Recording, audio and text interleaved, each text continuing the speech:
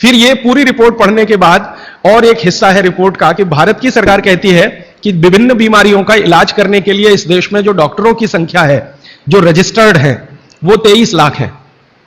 MBBS, MD, MS, BAMS माने आयुर्वेद के और प्लस बीएचएमएस होम्योपैथी के, तीनों विधाओं के, होम्योपैथी, आयुर्वेद और एलोपैथी तीनों मिलाकर सरकार कहती है कि 23 लाख डॉक्टर हैं जो रजिस्टर्ड हैं।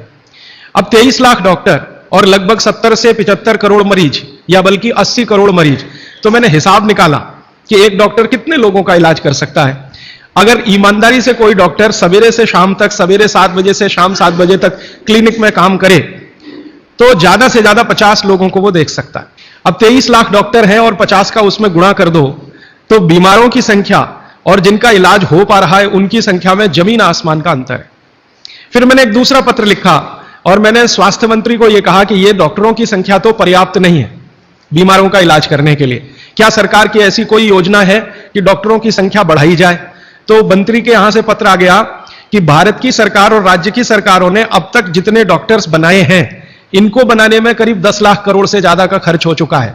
अगर यह संख्या हम दुगनी करें तो 20 लाख करोड़ रुपए हमें चाहिए। सरकार के पास इतना धन उपलब्ध नहीं है, इसलिए यह व्यवस्था कैसे आगे बढ़ेगी मालूम नहीं। फिर मैंने भारत सरकार को याद दिलाया कि भारत सरकार ने एक अंतर्राष्ट्रीय समझौता किया हुआ है जिसमें कई देश शामिल हैं और वो समझौते का टाइटल है 2014 तक सभी स्वस्थ। भारत में सन 2014 तक सभी को स्वस्थ हो जाना है, यह सरकार का समझौता है। तो 2014 तक कैसे होने वाला है? मुझे नहीं लगता कि कोई होने की संभावना है। और सरकार स्वीकार करती है कि जिस गति से सरकार काम कर रही है, अगर सभी हिंदुस्तानियों को स्वास्थ्य दिया जाए, चिकित्सा दी जाए, तो कम से कम 350 साल लगेंगे। यह कैलकुलेशन मैंने कैसे निकाला? हर साल जितने डॉक्टर इस देश में पढ़कर निकल रहे हैं एलोपैथी, होम्योपैथी और आयुर्वेद के, और उसमें देश का जो ग्रोथ रेट है 10%, वो जोड़कर हर साल उनकी संख्या बढ़ती जाए तो 350 साल में सभी को चिकित्सा और स्वास्थ्य मिल जाएगा। अब पता नहीं 350 साल में कितने जीवित बचेंगे और कितने यहां से चले जाएंगे।